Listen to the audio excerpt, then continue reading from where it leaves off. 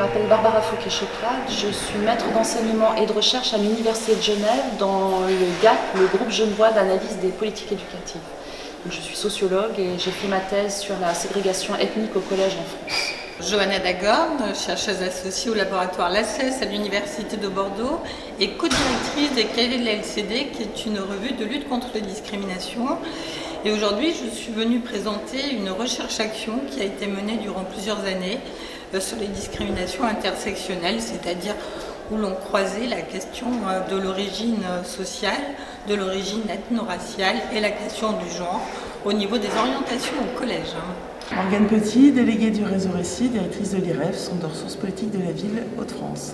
Muriel Maffesoli, déléguée adjointe du réseau Récit et directrice de l'ORIF, l'Observatoire régional à l'intégration et de la ville Grand Est. C'est un projet que nous avons initié puisque au sein du réseau Récit, nous essayons de produire des analyses croisées entre chercheurs, praticiens et décideurs des politiques publiques, et nous souhaitions aborder la question des discriminations ethno-raciales dans le champ scolaire en organisant un séminaire d'échange. C'est un travail qu'on avait engagé il y a quelques années, en 2008. On avait commencé à travailler ce sujet.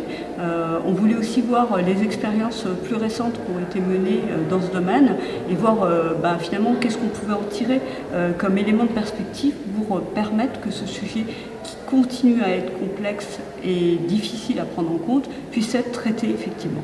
J'ai été invitée aujourd'hui puisque je travaille avec l'IREV et Morgane Petit notamment sur le logement, l'emploi, et elle m'a invitée sur les discriminations ethno-raciales à l'école, sujet important mais complexe. Donc on m'a invité sur la question des discriminations ethno-raciales pour ouvrir donc cette activité du récit. Compte tenu du public qui était là aujourd'hui, en particulier qui travaille sur les collectivités territoriales, des personnes qui sont en réflexion sur ces questions-là, j'ai axé mon intervention principalement sur là où en est la recherche, sur les mesures en lien avec la discrimination ethno-raciale et savoir quels étaient finalement les freins à ces mesures et à ce qu'on en sait aujourd'hui. Tout d'abord, il est important de rappeler, comme j'ai pu le faire aujourd'hui, que les discriminations ne concernent pas les élèves entre eux. Les élèves ne peuvent pas se discriminer dans la mesure où ils n'ont pas de pouvoir. Ce sont donc les adultes, les responsables de la communauté éducative qui, eux, par contre, ont le pouvoir de discriminer à la fois dans les parcours scolaires, c'est-à-dire dans la vie des élèves, et également au niveau des orientations, c'est-à-dire quand les filières vont tomber. J'ai beaucoup insisté sur un point de la discrimination qui me semble essentiel parce que quand on entend discrimination ethno-raciale, on pense directement à une discrimination directe. Et donc aujourd'hui, j'ai beaucoup insisté sur ce qu'on appelle la discrimination systémique. Elle est certes plus difficile à comprendre, à mesurer. C'est un ensemble de mécanismes qui vont produire finalement cette discrimination. Mais quand on veut agir sur les phénomènes de discrimination, il est essentiel de le prendre en compte. Donc j'ai beaucoup insisté là-dessus et j'ai aussi beaucoup insisté sur la question de la ségrégation, en particulier ethnique. Je vais peut-être également, une fois que j'ai dit ça, préciser qu'une très grande partie des discriminations sont systémiques et non pas directes, car cette recherche-action, comme toutes les recherches sur la question, montre que les enseignants, comme toute personne, discriminent non pas pour des raisons intentionnelles, mais bien en lien avec la question des représentations, des préjugés, des stéréotypes que nous avons tous et toutes, y compris moi-même. Des outils, c'est tout d'abord le partenariat. On a vu aujourd'hui en fait qu'il y avait des initiatives au niveau national qui avaient été prises, des initiatives qui prennent du temps. On a vu ces 39 sessions de formation pour pouvoir aborder ces sujets à la fois avec les élèves mais aussi avec le corps enseignant. Parler de stéréotypes, de préjugés, de faire prendre conscience aussi aux élèves qui peuvent être victimes de discrimination pour qu'ils puissent avoir la puce à l'oreille et du coup d'évoquer, de dire il y a une situation qui n'est pas normale en fait, j'ai pas eu le même traitement.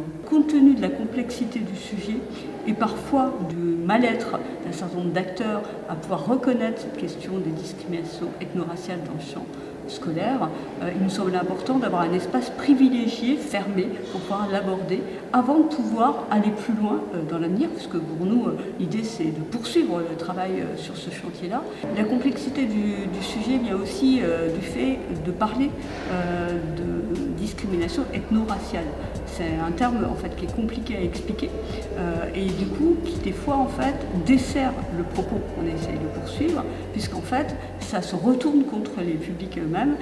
L'objectif, c'est que chacun puisse saisir des opportunités de politique publique, des opportunités de portage politique, local notamment, mais peut-être demain national aussi. La présence du coordonnateur national du programme des cités éducatives, par exemple, qui va se déployer sur 80 territoires en France, 80 grands quartiers de la politique de la ville particulièrement ségrégés, peut constituer une opportunité, sans doute pas sur les 80 quartiers, mais en tout cas sur quelques-unes, peut-être de tester de nouvelles façons d'appréhender les questions de discrimination ethno-raciale dans le champ scolaire et plus largement dans le champ éducatif. Le fait d'avoir 80 cités éducatives qui sont le programme phare de la politique de la ville conduit avec le ministre de la Ville, le ministre de l'Éducation nationale, ça va nous permettre d'aborder cette question des discriminations sur les trajectoires des jeunes, que ce soit les élèves dans leur parcours scolaire, mais que ce soit aussi les jeunes dans leur famille, dans leur quartier, dans leur poursuite d'études. Ça va être l'occasion de mesurer l'ampleur des discriminations dont on sait qu'elles sont puissantes et qu'elles sont parfois systémiques. Ce beau projet va nous permettre aussi de tester des outils nouveaux pour combattre ces discriminations, qu'elles soient finalement l'œuvre du système ou qu'elles soient une forme de racisme qui monte ou de violence ou de tension ou de refus de vivre ensemble dans notre société de manière plus générale. Donc ce qui a été violent aussi, c'est de se rendre compte que de façon bienveillante, on pouvait discriminer, quoi. Donc ça, c'était important de travailler là-dessus. Donc l'objet de ce groupe ressources, c'est déjà une analyse des pratiques. Le côté bienveillant, je ne veux pas mettre l'élève en échec, donc je vais... et ça, nous, on le voit tout le temps. En fait, non, je ne vais pas dire à cet élève d'aller voir telle entreprise parce que je sais qu'ils ne vont pas le prendre, donc je vais l'orienter vers une administration. Reposons les faits, reposons nos pratiques. Moi, comment je me positionne, comment j'arrive à avancer. Et c'est comme ça que ça fait sens aussi dans notre groupe. Nous, on choisit d'intervenir, c'est non pas évidemment sur la question des valeurs ou de ce que les personnes pensent, c'est sur le geste professionnel. Là, il y a un problème de geste professionnel qui n'est pas raccord et qui du coup favorise, à l'insu des acteurs et des actrices, l'émergence de stéréotypes, bien sûr, puisqu'on n'a pas objectivé le problème. Alors les outils, ce sont des outils à la fois qui permettent de travailler sur les pratiques. Qu'est-ce qu'on fait pour après remonter à ce que l'on pense qui va pouvoir motiver ces pratiques. Et donc dans les outils qu'on peut donner, le fait d'objectiver un maximum justement les postures professionnelles. C'est-à-dire quand on punit, se demander sur quels critères on punit, également sur le système de notation ou même d'orientation. Le fait de former des intermédiaires permet de faire remonter des cas. Et moi, je pense vraiment que la sensibilisation, formation, c'est un outil indispensable pour pouvoir prendre conscience en fait, des phénomènes de discrimination. Cette journée est utile justement parce qu'elle permet de montrer les outils qui peuvent être modélisables, j'en ai vu quelques-uns, et puis également allier le triptyque qui est très intéressant entre la recherche, le politique qui a un pouvoir d'agir, et puis également le terrain, c'est-à-dire ce fameux triptyque entre la manière dont on pense les choses, quels sont les leviers d'action, et puis ensuite la question des personnes concernées.